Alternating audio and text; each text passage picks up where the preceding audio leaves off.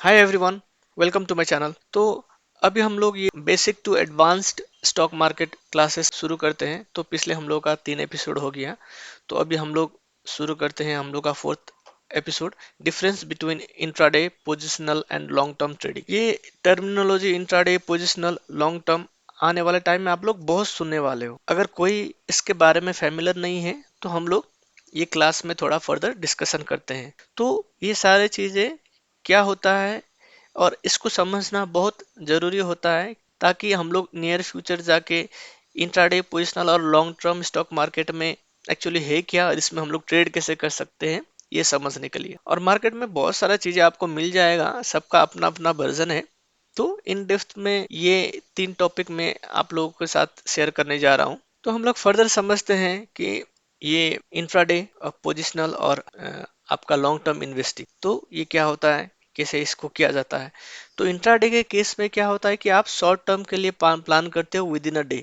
Single day में ही आपका कोई भी पोजीशन है तो आप वो पर्टिकुलर शेयर बाय करते हो और सेम डे में ही वो पर्टिकुलर को सेल करते हो, तो उसको इंट्राडे ट्रेडिंग बोलते हैं। मगर पोजिशनल आपका ये हुआ कि अगर आपको एक सर्टेन प्राइस मूवमेंट कैप्चर करना है, ये आपका विद इन अ डे नहीं होता है, मोर देन अ डे होता है।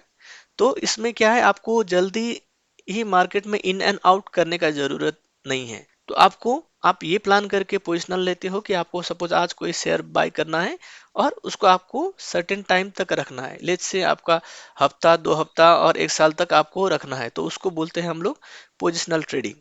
और वही लॉन्ग टर्म में आपका ये प्लान होता है कि आप कोई भी स्टॉक्स को 1 साल से ज्यादा रखने का प्लान करते हो। और ये इसमें क्या होता है कि आप एक लॉन्गर लॉन्गर टाइम के लिए आप विजन प्लान करते हो, और एक लॉन्ग टाइम में आपका कोई भी स्टॉक आप परचेज किए हो तो वो ग्रो होके आपको 10 टाइम्स 20 टाइम्स उसको रिटर्न दे, उस हिसाब से आप लॉन्ग टर्म प्लान करते हो। तो हम लोग फर्दर देखते हैं। तो हम लोग अभी देखें कि सेम डे में हम लोग इंट्राडे एग्जीक्यूट करते हैं, पोजिशनल सेवरल डेज रखते हैं या कपल ऑफ वीक रखते हैं, और लॉन्ग टर्म के लिए हम लोग कपल ऑफ इयर्स तक वो स्टॉक होल्ड करते हैं। तो साइड बाय साइड हम लोग ये भी थोड़ा जानते हैं कि ये इंट्राडे में हम लोग का रिस्क फैक्टर समझते हैं। रिस्क बहुत ही ज्यादा होता है इंट्राडे में, आप लोग सुने भी होंगे, ड्यू टू मार्केट वोलेटिलिटी और मार्केट ग्रोथ। इंट्राडे के केस में क्या होता है कि आपका सेम डे में आपको मार्केट में अप्स एंड डाउन्स दिखता है और विद इन अ डे आपको मार्केट में इन एंड आउट करना होता है। तो इसी वजह से रिस्क ज्यादा होता है। रीजन ये है, इंट्राडे में आप लोगों को एक स्टॉक्स को ऑब्जर्व करना है, वो स्टॉक्स को अपना एनालिसिस के हिसाब से परचेज या सेल करना है। मगर फॉर सम रीजन कोई मार्केट का न्यूज की वजह से ऑल ऑफ सडन कुछ बड़ा मूवमेंट आया जिसका आपको एक्सपेक्टेशन नहीं था, तो आपको बड़ा लॉसेस होने का चांसेस है। और सेम वे में आपका प्रॉफिट होने का भी चांसेस है, अगर आप वो मार्केट के ट्रेंड के साइड ही आप अपना प्लान किए हो और वो स्टॉक को बाई किए हो।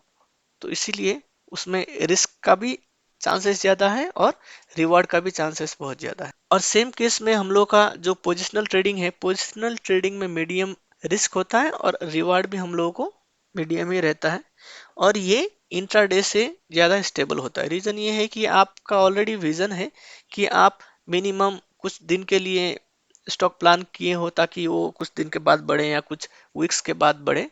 तो आपको विद इन अ डे का वोलेटिलिटी में आपको उतना ज्यादा फेयर नहीं आएगा। और यही लॉन्ग टर्म के केस में क्या है, हम लोग का रिस्क बहुत लोअर है और हम लोग का रिवॉर्ड आने का चांसेस बहुत ज्यादा है।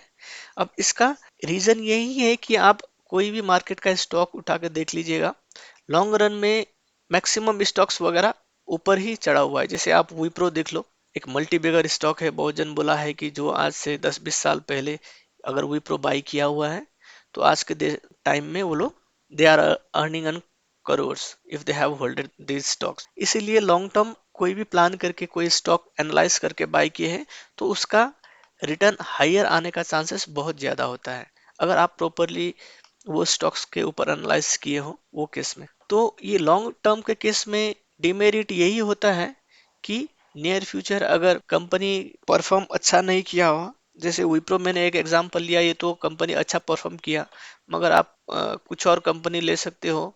जैसे जैसे आप एस बैंक के केस में सुने होंगे, एक एक सर्टेन टाइम में ये अच्छा काम कर रहा था, मगर अभी इसका प्राइस बहुत डाउन हो गया और ऑलमोस्ट बहुत इन्वेस्टर लोगों को बहुत बड़ा लॉस हुआ। ये तब होता है जब कंपनी का परफॉर्मेंस खराब रहता है। तो हम लोग को कभी भी कोई स्टॉक बाय करने से पहले प्रॉपर स्ट्रेटेजी या हम लोग का कुछ प्लान होना चाहिए कि हाँ, एक सर्टेन टाइम तक हम लोग ये स्टॉक रख रहे हैं और सर्टेन टाइम के बाद इतना लॉस होने के बाद हमेशा रिस्क कैलकुलेटेड होना चाहिए, ताकि आप वो रिस्क बेयर करो। क्योंकि 100% बोल के कुछ होता नहीं है। जैसे मैंने आपको पिछले स्लाइड में भी बोला था कि आप कोई भी स्टॉक खरीदो और वो 100% ही ऊपर जाएगा बोल के कोई बता नहीं सकता है आज के केस में। नहीं तो आप बड़ा बड़ा इन्वेस्टर सुने होंगे जैसे इलन मस्क, अगर उसको पता होता ये स्टॉक जाएगा वो सारा कंपनी बेच के एक ही स्टॉक में क्यों नहीं लगा देगा? नहीं। तो कोई भी स्टॉक परचेस करने के टाइम में आप हमेशा दिमाग में ये रखिएगा कि उसमें रिस्क इन्वॉल्व है, और अगर आप उतना रिस्क बियर कर पाओगे तो ही आप वो शेयर खरीदिएगा। तो आप कभी भी शेयर खरीदोगे तो आपको थोड़ा रिसर्च करना जरूरी है। आपका स्ट्रेटेजीज जो भी है पहले आप प्लान किए उसके हिसाब से बैक टेस्ट कर सकते हो, ताकि वो स्टॉक्स पहले आपके स्ट्रेटेजी के हिसाब से आपको प्रॉफिट दिया है या नहीं दिया है। आप वही स्टॉक चूज कर सकते हो जिसका आपका प्रॉपर रिस्क आप उसका इवेल्युएट कर पाए, और लॉन्ग रन में आपको लग रहा है आपका रिसर्च के हिसाब से, कंपनी का फंडामेंटल्स के हिसाब से, अगर वो स्टॉक ऊपर जाने वाला आपका एनालिसिस से सही लग रहा है तो ही आप इन्वेस्ट कर सकते हो। नहीं तो कोई भी स्टॉक हो वो हमेशा गिरने का चांसेस है। अगर हम लोग प्रॉपर रिस्क एनालाइज नहीं करके कोई भी स्टॉक लेते हैं तो हम लोग लॉस बेयर कर सकते हैं। तो जैसे फॉर एग्जांपल मैं आपको ये एचडीएफसी का ये चार्ट दिखा रहा हूँ। ये मैंने मंथली मंथली बेसिस में इसका चार्ट ओपन किया हूँ। तो अगर हम लोग ये देखते हैं, अगर कोई भी बंदा 2019 में अगर ये शेयर लिया हो, आप देखो यहाँ 2019 में अगर कोई शेयर लिया हो तो सर्टेन टाइम में 20 का स्टार्टिंग में थोड़ा प्रॉफिट हो रहा था जबकि ये 1200 चल रहा था। मगर ये देखिए 20 के मार्च के करीब हम लोग का बहुत ज्यादा डिप आया था ये कोरोना के वजह से। तो ये करीब 700 के 750 बीच में पहुंच गया था। तो देखिए ये टाइम में अगर कोई ये टाइम में कोई शेयर नहीं बेचा हो तो उसको ऑब्वियसली लॉस है।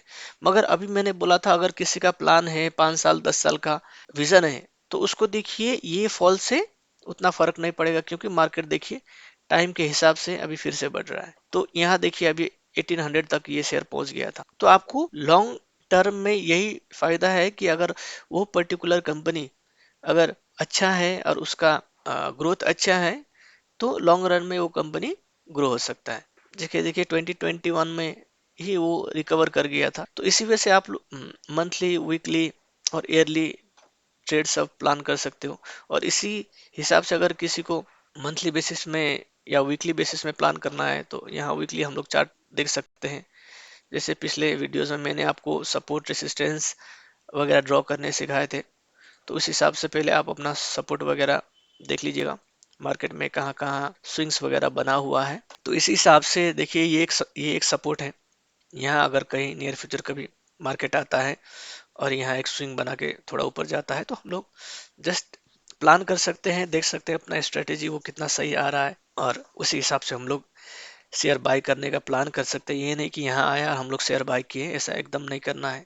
उस टाइम में मार्केट में भी थोड़ा ध्यान रखना होगा, इसका कंपनी फंडामेंटल्स देखना होगा। क्या पता उस टाइम में कंपनी का फंडामेंटल्स पुअर हो और शेयर गिर रहा है। तो ये सारा प्लानिंग करना होगा।